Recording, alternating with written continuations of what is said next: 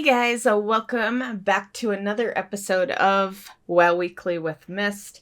And last week I had to cancel WoW Weekly, and because of that, I decided to hold on to all the news I had for that week that I was going to throw into that video and add it with this week. So this is actually 2 weeks of news. Starting with this week's event, we are going to have Torghast Beast of Prodigum event. This is the one where you can choose a beast.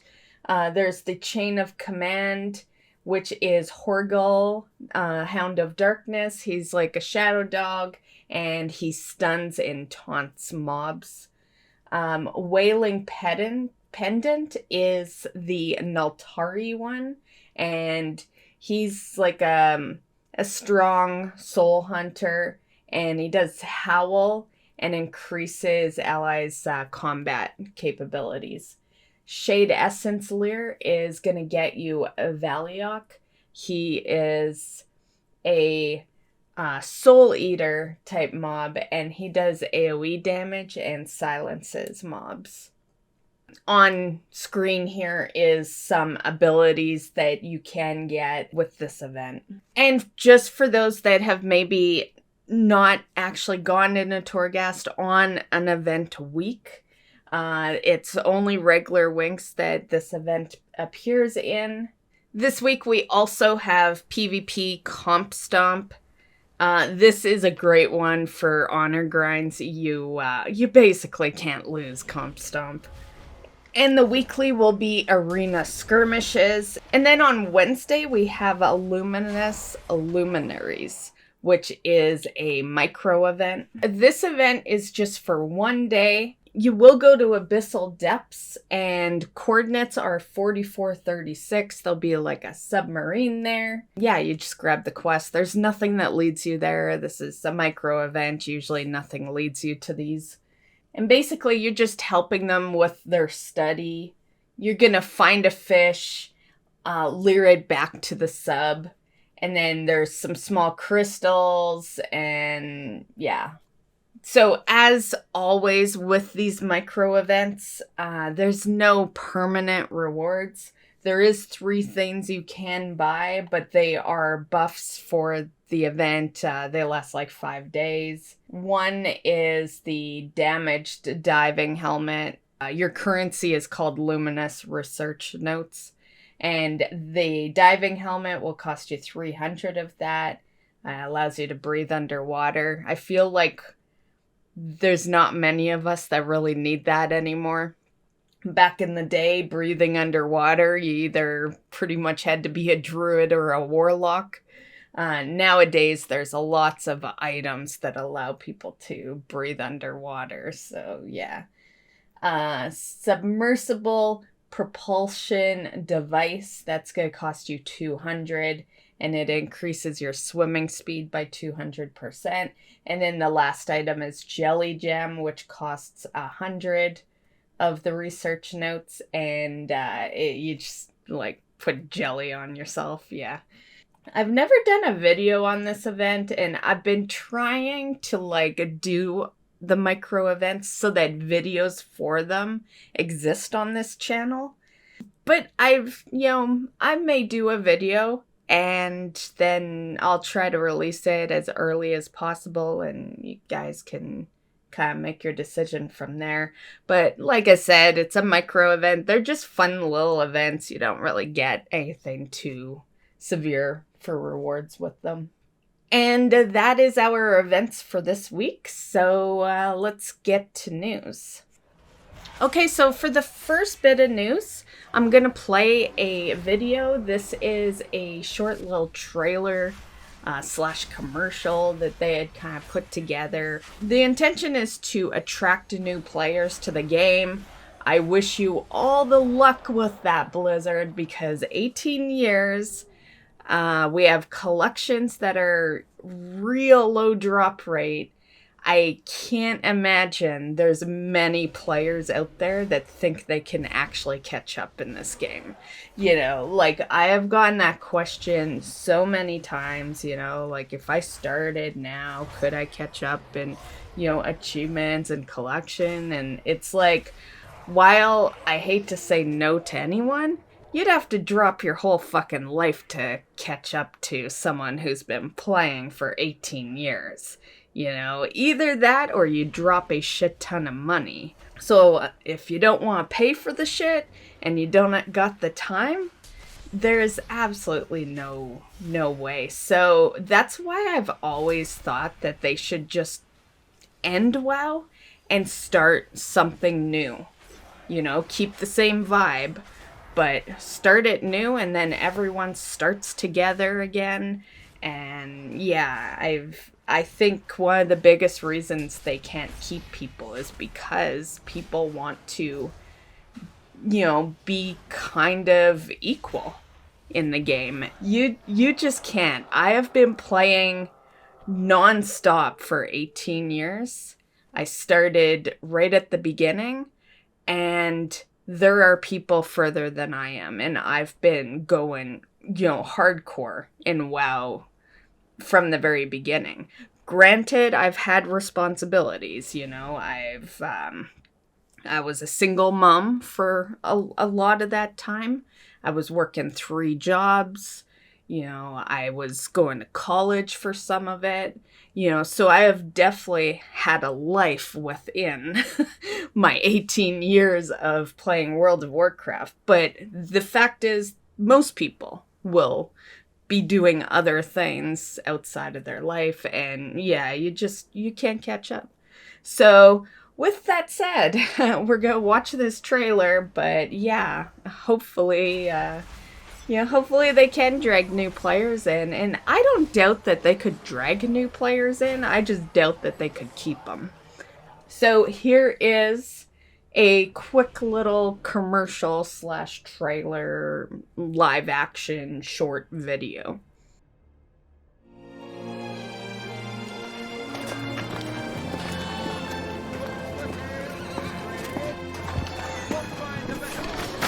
We got him! Light bless you. This is a hunter weapon. No.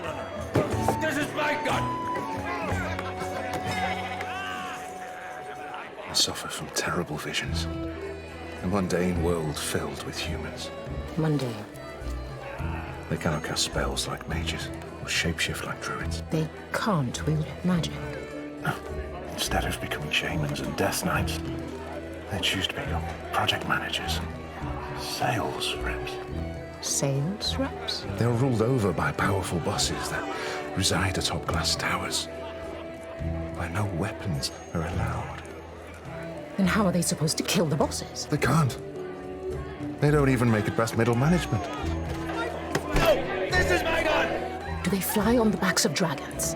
Scour the world for legendary items? No. Is there any wonder in this world? Wonder? The only items of wonder in this world are tiny dark portals they carry with them everywhere. You stare at them for hours. Scroll. What a waste of time! I know just the cure for your nightmares, friend. For Azeroth. For Azeroth.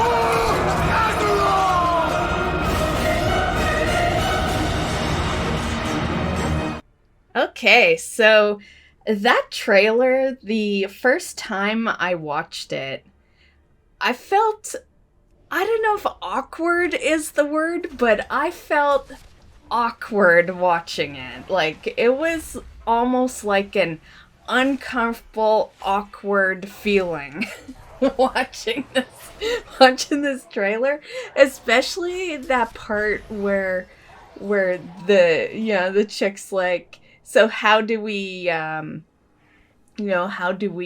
beat these people? And he's like, oh, well, you don't. You can't even get past middle management. Like, interesting trailer, interesting short, interesting commercial, whatever you want to call that.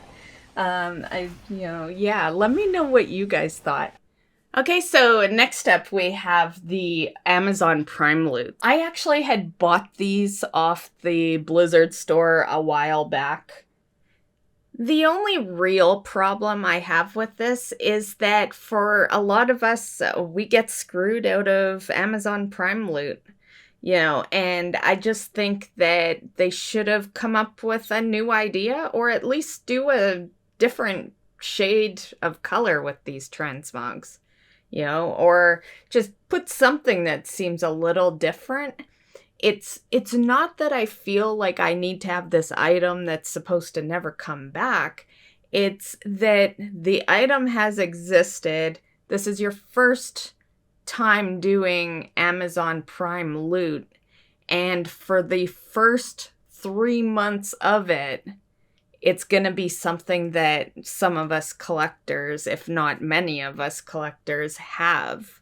And I think that's just unfortunate that some people are benefiting off the Prime loot and some aren't.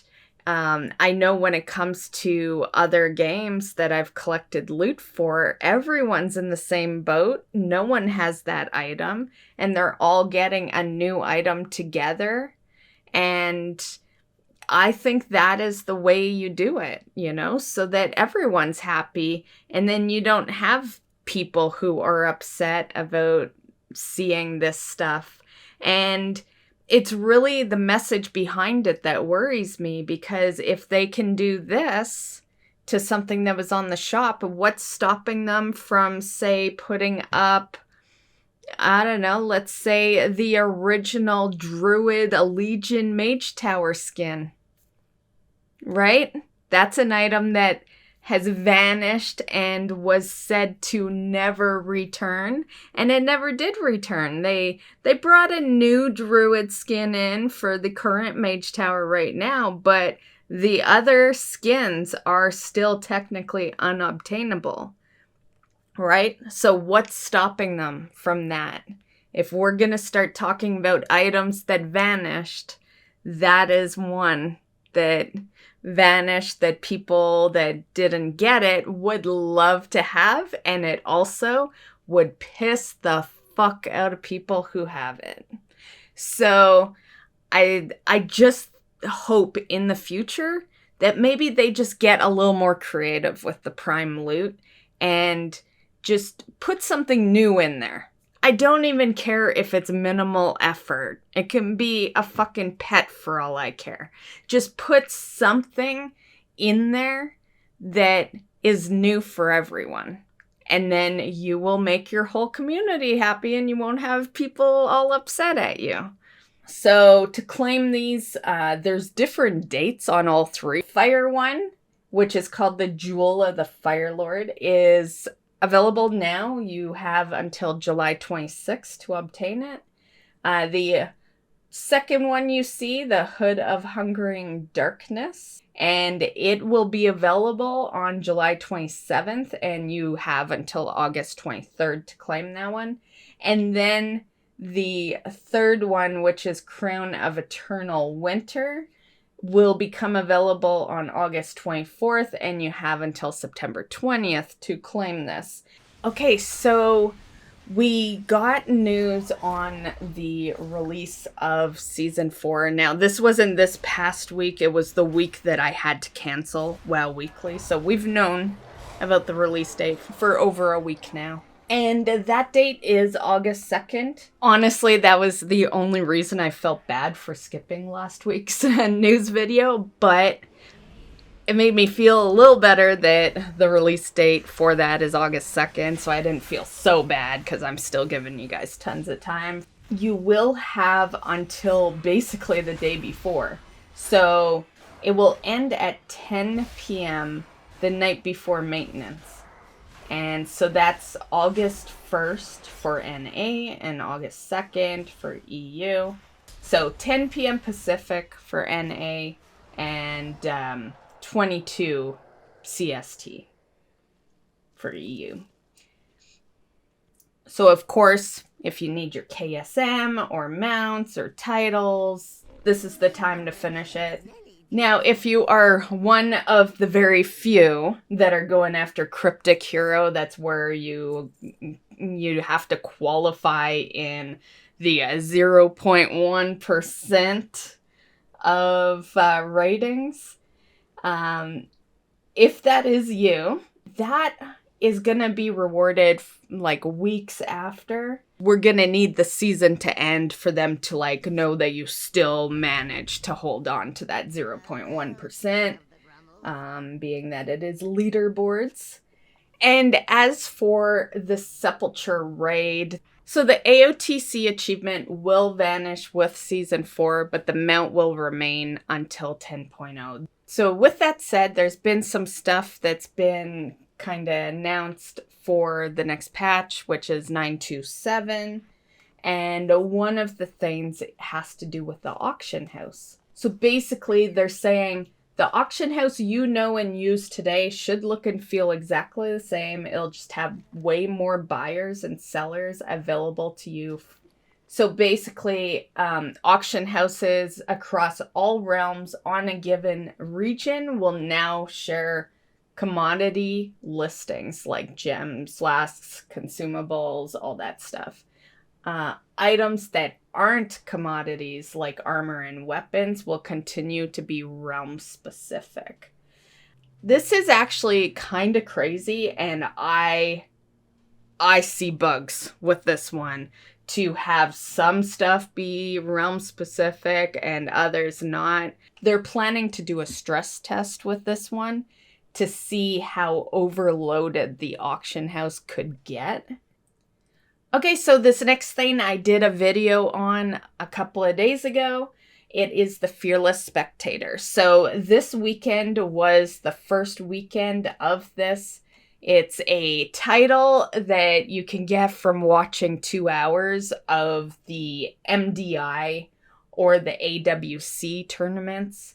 MDI stands for Mythic Dungeon International, and AWC stands for Arena World Championship.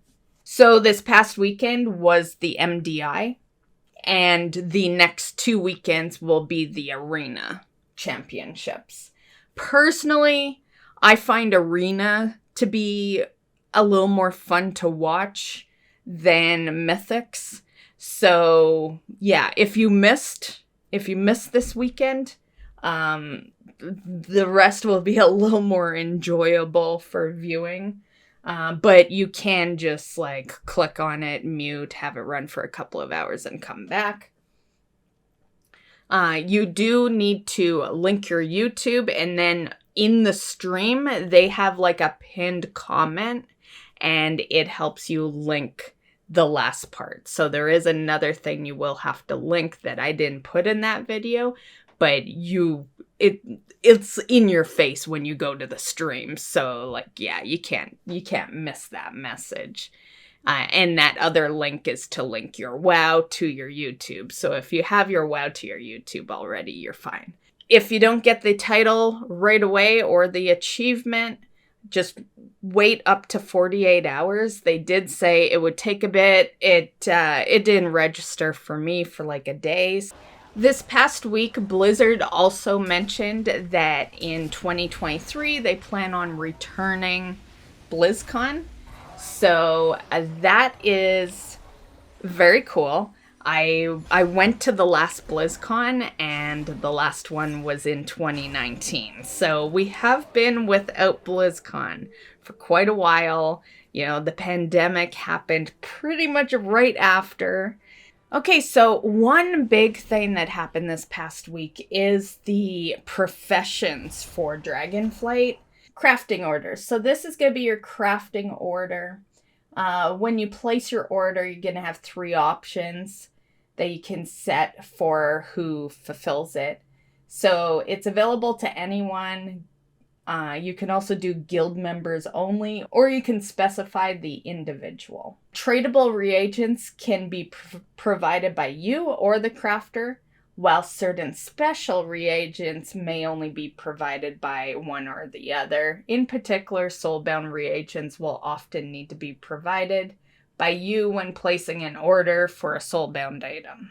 that part's kind of cool because I have a lot of soulbound items on my druid who has enchanting. Like, let's take BFA, for example. You remember you could get all those soulbound reagents from doing M+ and stuff? I have so much of that stuff because I loved M+, like, basically until the end of Season 1 of Shadowlands, right? So I was doing a ton of M+ in BFA.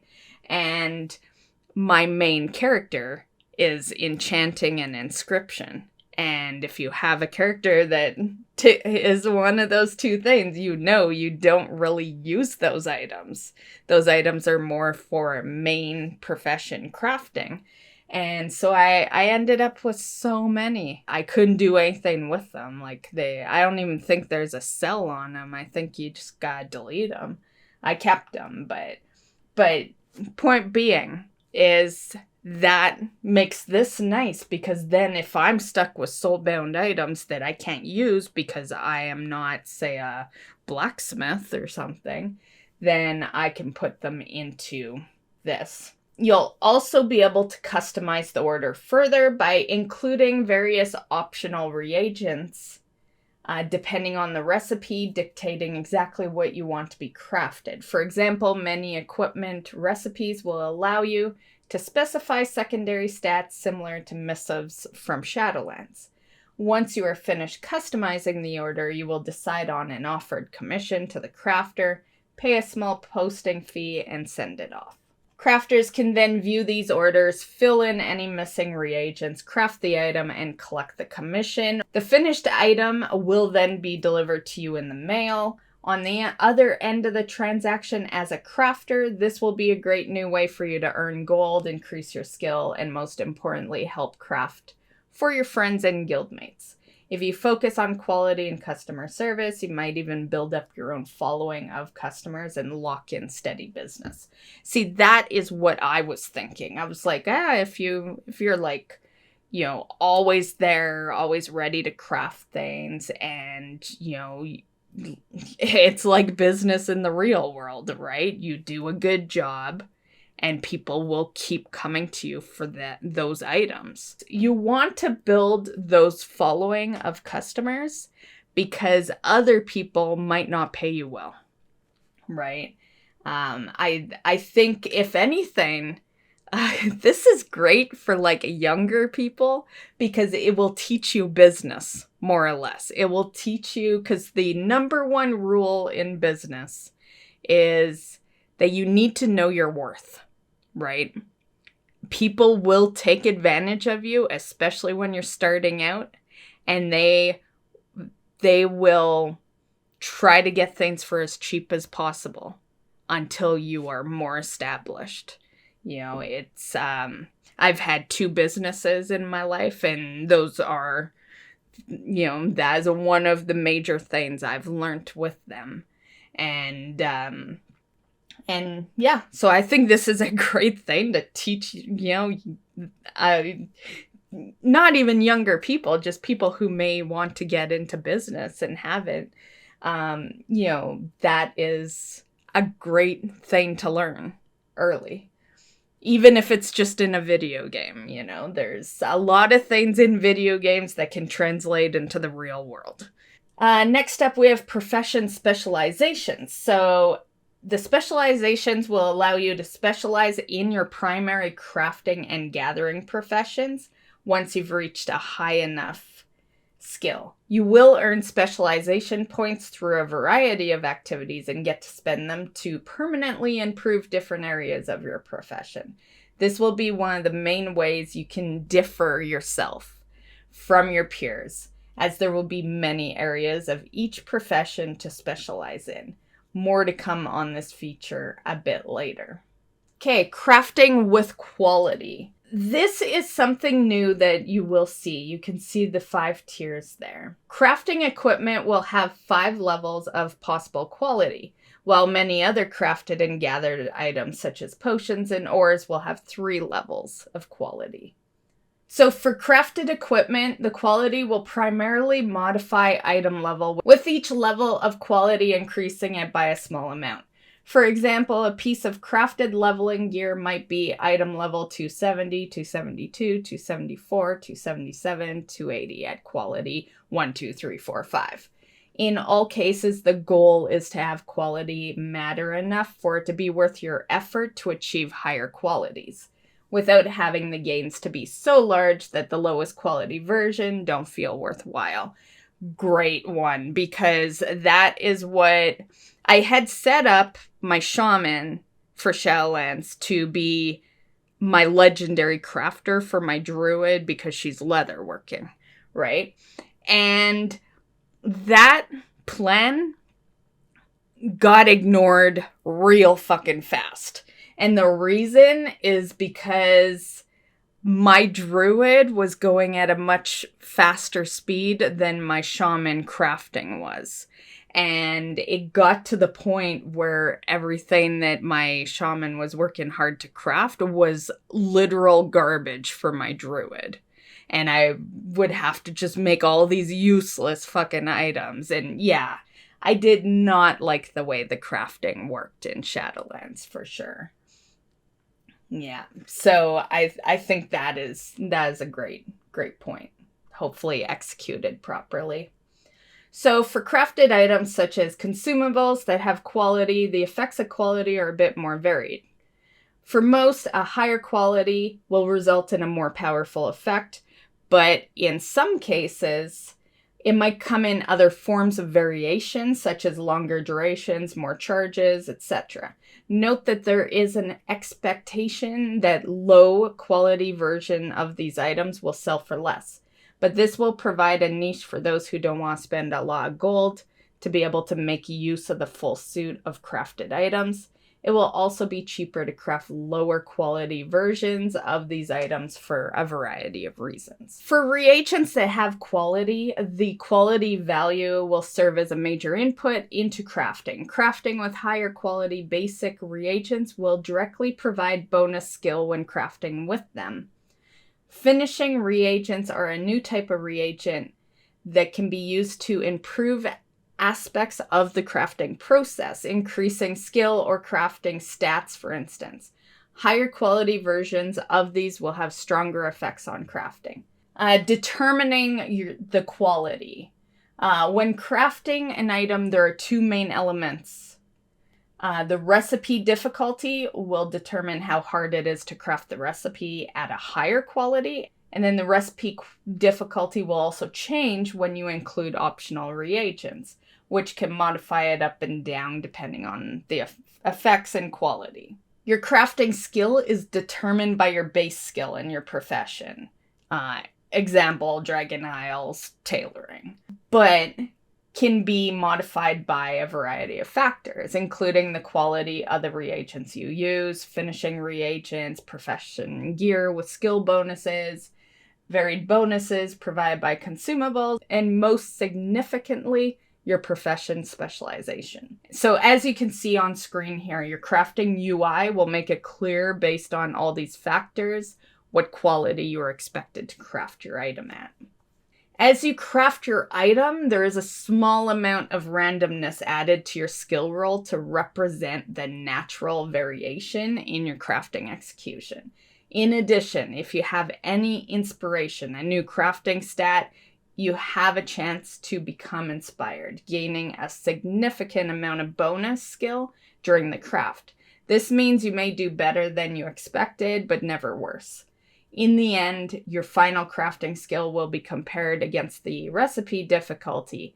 If that skill is higher than the difficulty, you will craft the item at maximum quality. Otherwise, the quality will depend on where your skill falls. Some additional crafting stats here is inspiration. You have, such and such percentage to be inspired crafting this recipe with extra skill. Inspiration is for those of you who love rolling the dice and getting lucky on some bonus quality. It's also a way to craft items at a higher quality than your natural skill and a specialization would allow when you get lucky. Resourcefulness. This is where you have a, such and such percent chance to use fewer tradable reagents such as ore.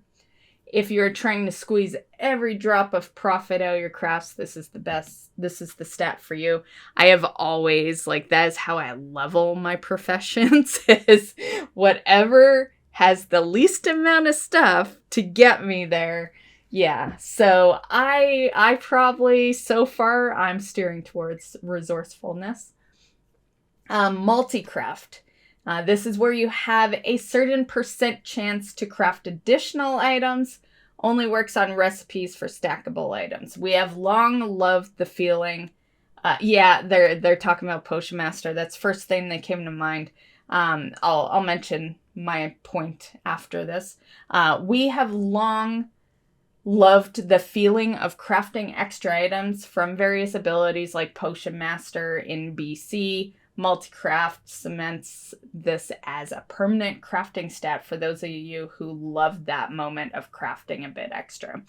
Okay, multicraft definitely. I was liking resourcefulness, but BC was the best crafting time.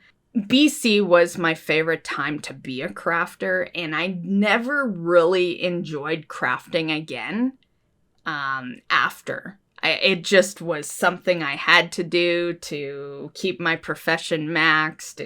But in Burning Crusade, I actually crafted things for people, and I would, I'd be out there in trade chat, advertising my crafting skills, and it was a whole different environment back then. I was the most sociable crafter in Burning Crusade. I had a blast with it. And being an alchemist was awesome in Burning Crusade. Yeah. My specialties, I had a lot of characters even back then. It was tougher to maintain alts back then, but I did it. I've been maintaining a lot of alts since BC. And so I had a lot of professions, but I would say the two that I really focused the most was alchemy and tailoring. Those I was making a ton of money off of. And yeah. So, long story short, multi-craft is such a great one. I am very excited to have that back.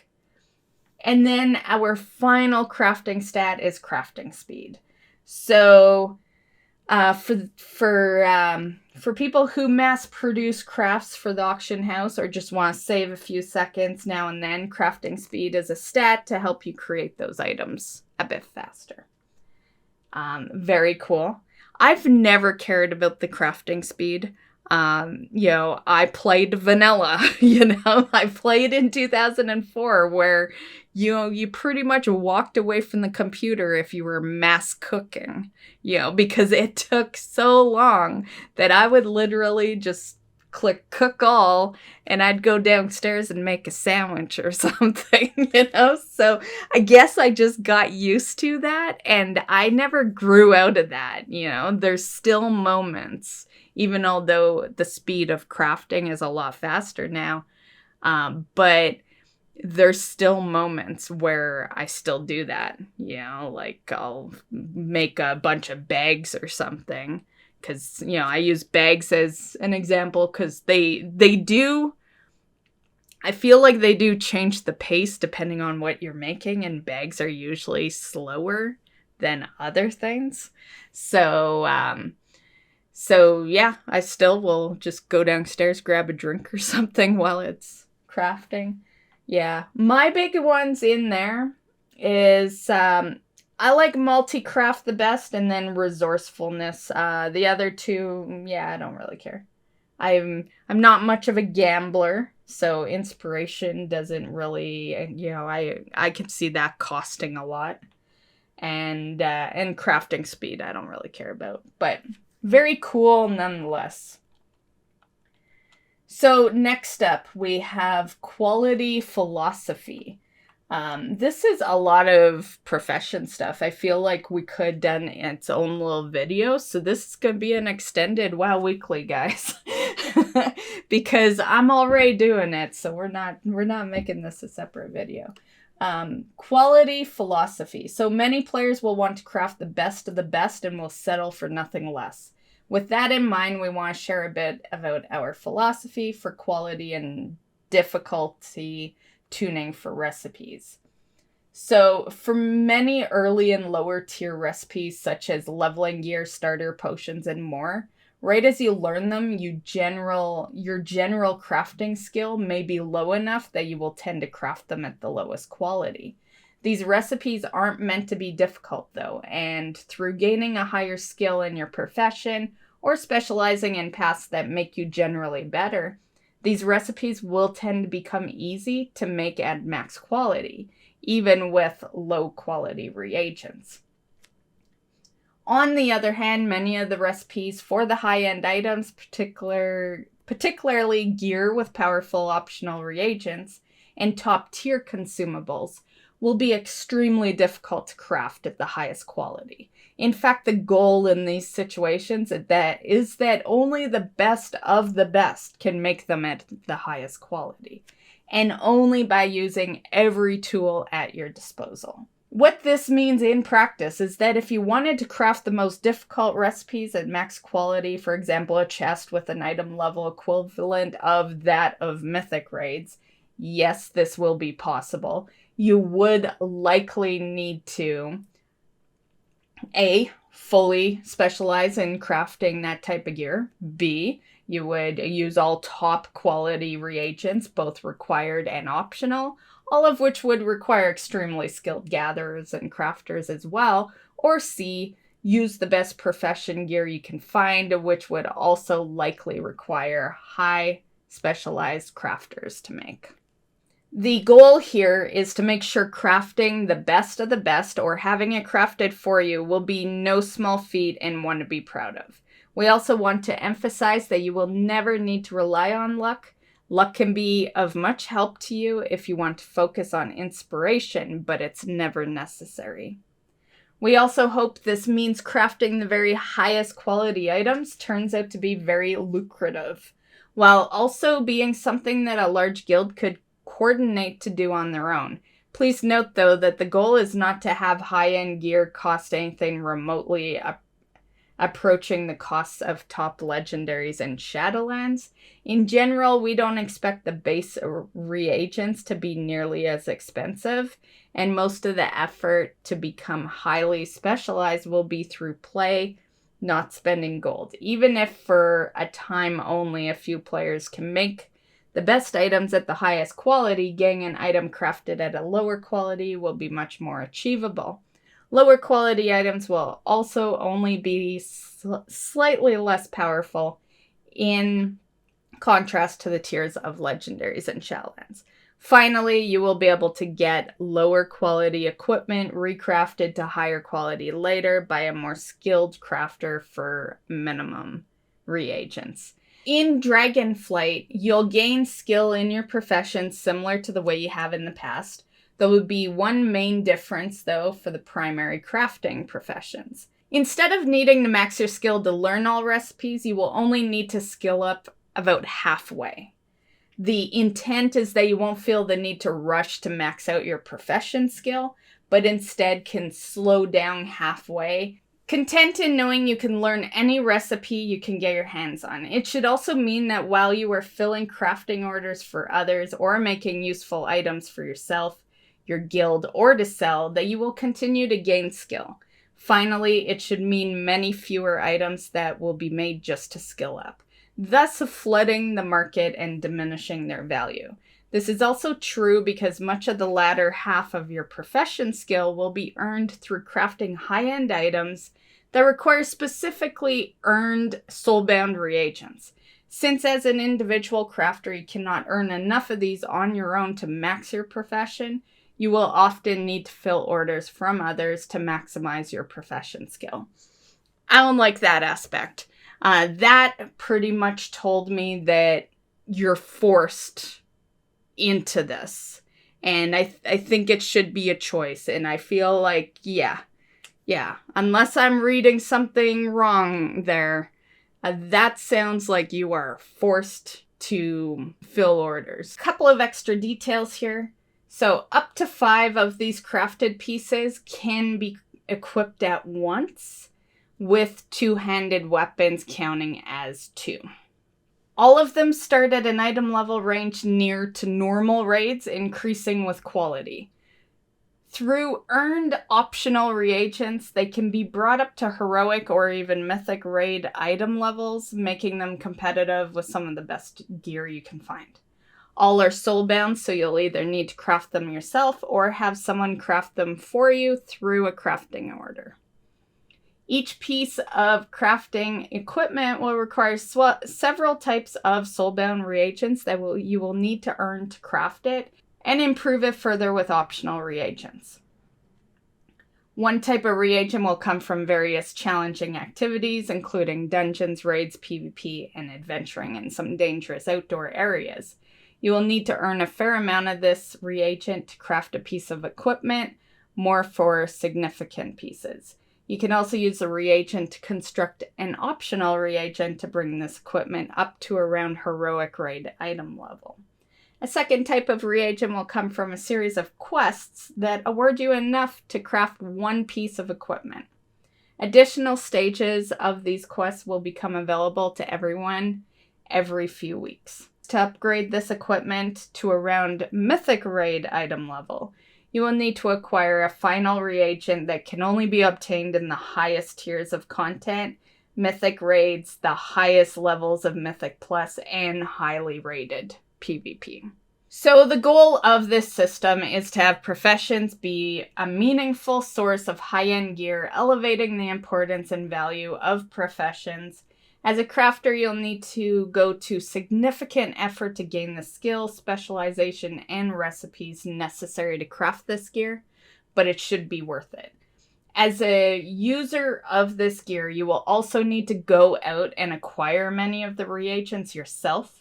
The soulbound reagents are designed to provide a means of deterministic, incremental progress towards gear of your choice while doing the activities of your choice. In addition, the quest acquired reagent mentioned above will limit how quickly you can acquire high-end crafted gear. This will prevent it from overwhelming other sources of gear while giving you the freedom to choose from where and how quickly you want to acquire the other reagents. Okay, so I know that was a lot. I have one more topic on the professions and then we can move on. And that has to do with alchemy. So you will find many strange and wondrous concoctions to discover during your alchemy experimentations on the Dragon Isles.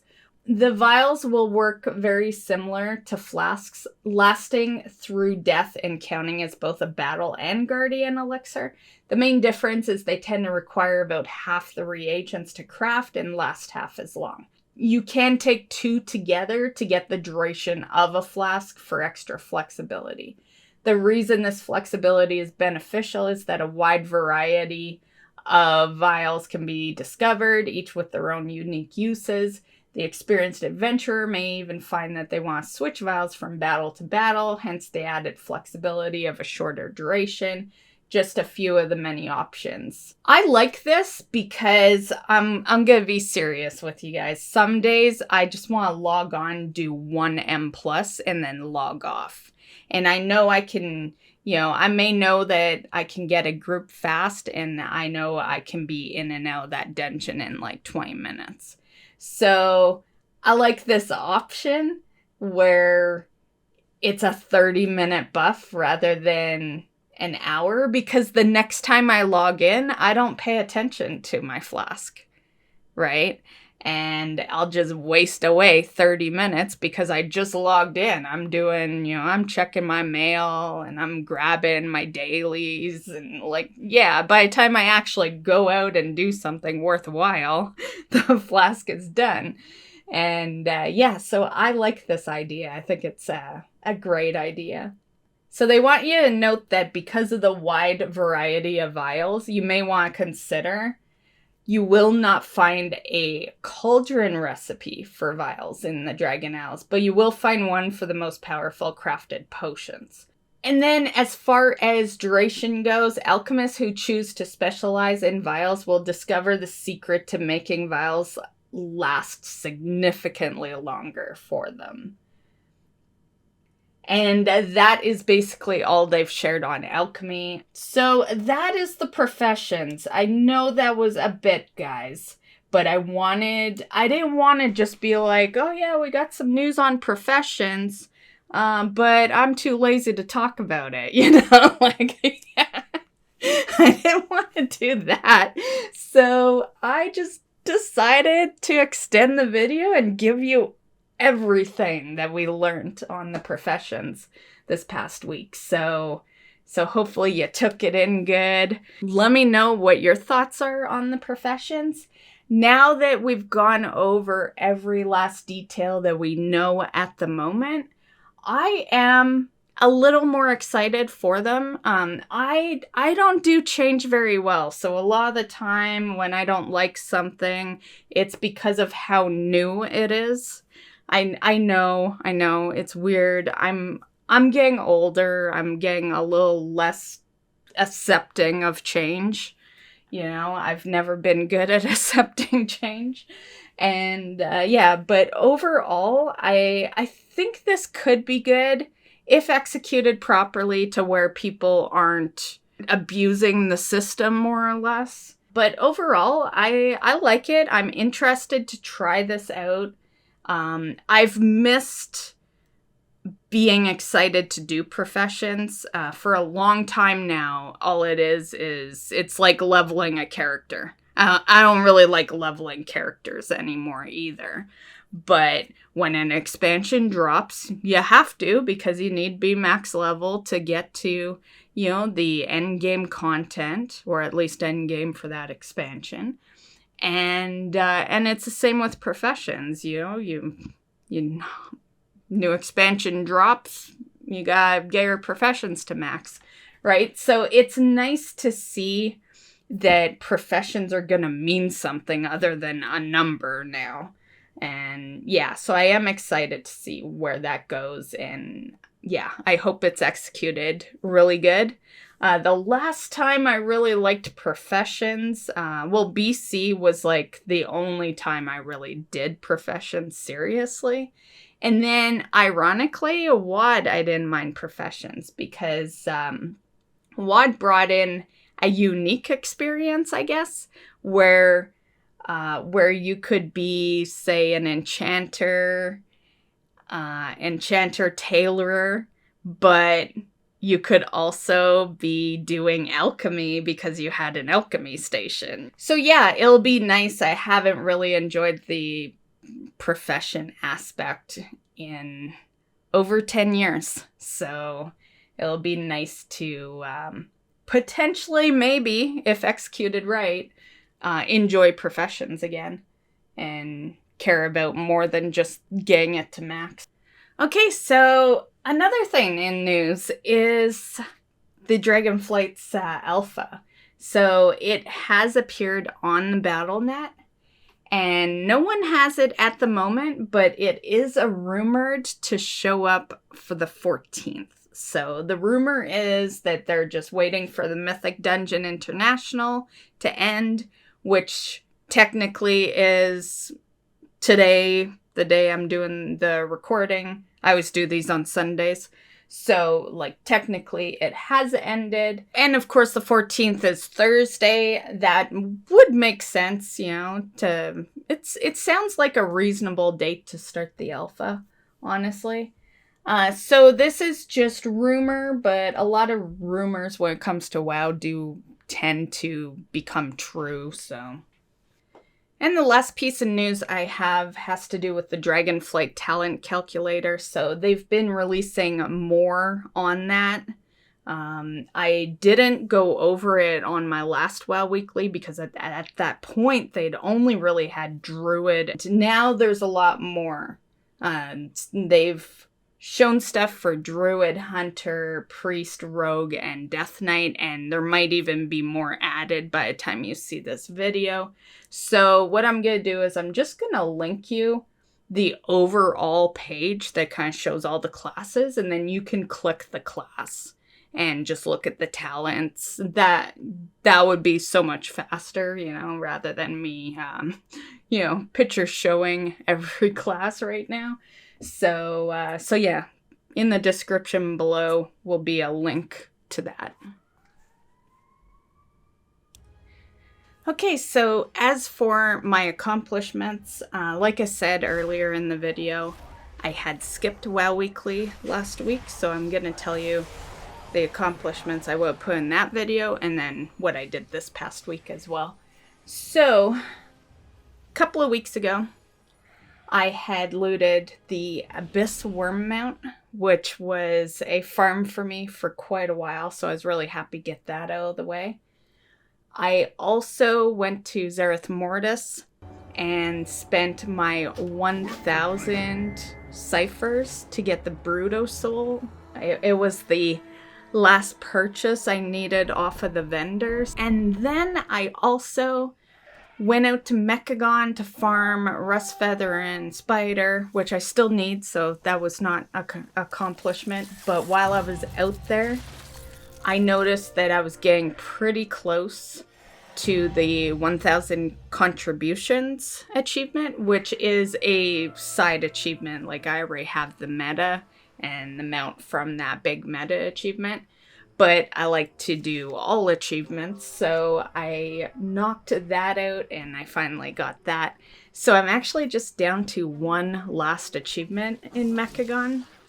It's also a bonus achievement, and it's the crafting one, to craft 1,000. I'm a little under half done. I think I have 400 crafts out of 1,000. So yeah, that one's a bit of a tougher one because spare crates don't count. So anytime you use, like, your materials to get spare crates, that's not actually calculating. But I've found that the best way to do it has been, there's a couple of items in there that's like super cheap to make. Yeah, they're very little materials. Energy cells are easy to get your hands on, so I try to aim for things that take energy cells.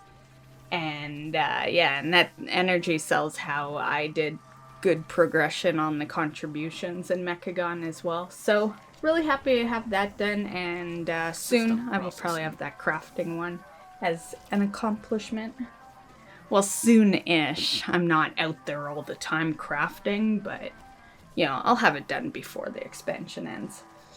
And then for this past week, I did another 3 accomplishments.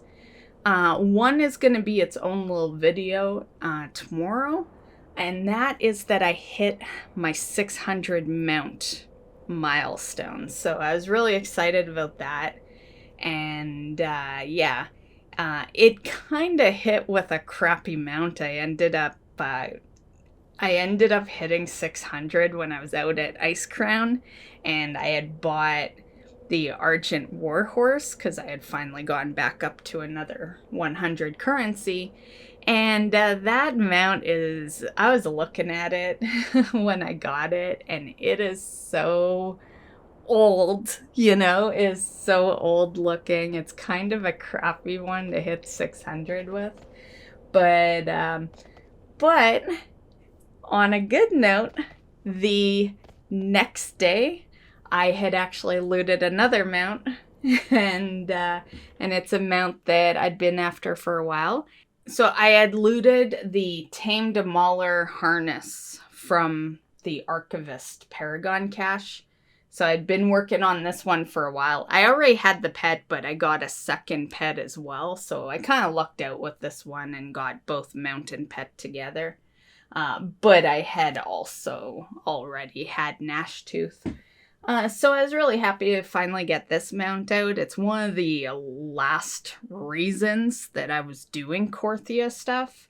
I still have a couple of oddball things I want out of there. There's one more transmog that's in the Rift section. And I also still need Melbog, so I still check on Melbog every so often. That one's a rough one because not every time I'm out there do I get a chance to actually kill him for the mount, because it's so dead out there now that you have to be able to get the quest yourself. You know, no one throws it in pre-mades anymore, and like it's too dead to rely on someone else being out there with that quest. And then the third accomplishment that I did this week is, while you're watching it, it is the WoW Weekly footage for this week. And it was the achievement completing the code. I've been trying to catch up on my Zereth Mortis achievements because I absolutely hate that area, so I put it off for a good chunk of time. And this was one of the achievements that I needed. And I noticed the daily was up the other day, so I just went from 0 to complete all in that one day. It definitely took a bit of time. It was a bit of work finding them all. And I even had one pissed off moment. I was literally standing kind of close to one, and I saw someone intentionally go up to it, kill it, not even capture it, but just kill it, and then leave. That sucked. But luckily it wasn't the last one I needed, so I went and did a bunch of other stuff and then came back for like a new respawn because I knew it would be a while. So those were my accomplishments for this week, and that is the video. I am gonna end it now because with that big long profession topic we did earlier, that definitely extends this video, but I just wanted to let you guys know what I accomplished this past week. One last thing, I did put in the community tab that streams are off for this month. It's because the heat is rising, and it's I'm starting to feel it in the stream room. And I don't have a portable air conditioner right now. There's a couple of things that I had to prioritize above getting a portable air conditioner. So basically what that means is there's no streams this month. I will do what I can. If I find that there's a day where it rains and the room's like pretty chill and I feel I can get away with it, I will. But other than that, don't expect any streams till at least August. And I will do another update post and let you know when streams will continue, but that post won't be until August. So yeah, just thought I'd let you guys know about that, and that concludes a WoW Weekly. So I hope you enjoyed. Have a great time in WoW, and we will see you in the next one. Bye, guys.